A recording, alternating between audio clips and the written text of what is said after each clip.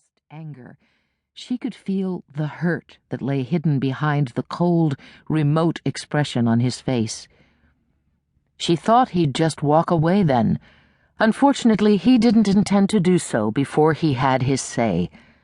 "I knew it was a mistake to ever ask you out." The words struck like a shotgun blast to her heart. He wasn't finished. "I'm not some character in a Shakespearean tragedy, Sierra. I'm not Romeo to your Juliet, and I didn't ask you out because I wanted to play around." He turned away with that and almost reached the steps before she could speak past the tears choking her. "I love you, Alex." He turned around then and looked at her. "What did you say?" His eyes were dark and hot, still filled with anger at her with good cause. She hadn't considered what her silence would cost him. All she had thought about was avoiding a confrontation with her father. Alex stood waiting. I said I love you." "Say it in Spanish," he told her in the same tone he had used when tutoring her. She swallowed, wondering if he only meant to humiliate her more before he walked out of her life. "Te amo, Alejandro Luis Madrid, corazón y alma." She started to cry then, hard, racking sobs. He caught hold of her and poured out his feelings in Spanish. Though she didn't fully understand the words, she saw in his eyes and felt in his touch that he loved her. Infrequently over the years, he had fallen back into his first language during times of powerful emotions. He had spoken Spanish when he made love to her on their wedding night, and again when she told him she was pregnant. He had wept and spoken Spanish in the wee hours of the morning when Clanton had pushed his way into the world, and again when Carolyn was born. And he had spoken Spanish in tears on the night her father died. But that night, on the porch, they both forgot about the lights. In fact, they both forgot everything until the front door was jerked open and her father ordered him gone. She was forbidden to see Alex. At the time, it didn't matter to her father that Alex was ranked number 4 in a class of 200 students.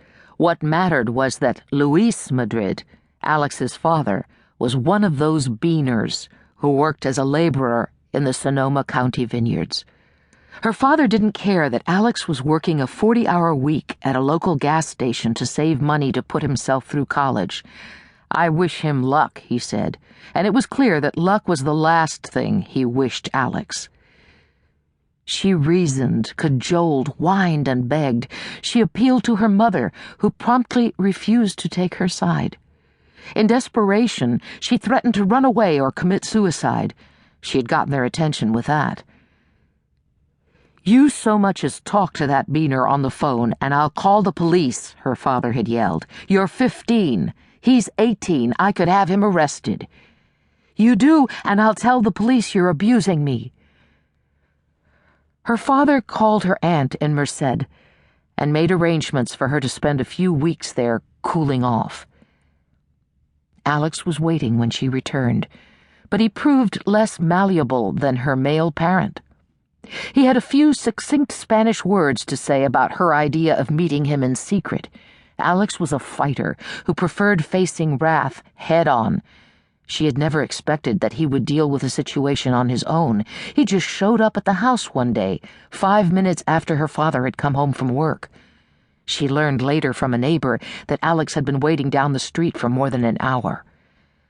Her mother, sympathetic to their plight, invited Alex into the foyer before her father could get to the porch and order him off the property. Clutching the steering wheel of her Honda Accord now, Sierra remembered how she had felt that day, seeing Alex standing in the front hallway between her mother and father. She had been so sure her father would kill him, or at least beat him to within an inch of his life. What's he doing here? She could still hear the anger in her father's voice as he dumped his briefcase on the floor. Sierra had been convinced he was only freeing his hands so he could get them around Alex's neck. Alex stepped around her mother and faced him. "I came to ask permission."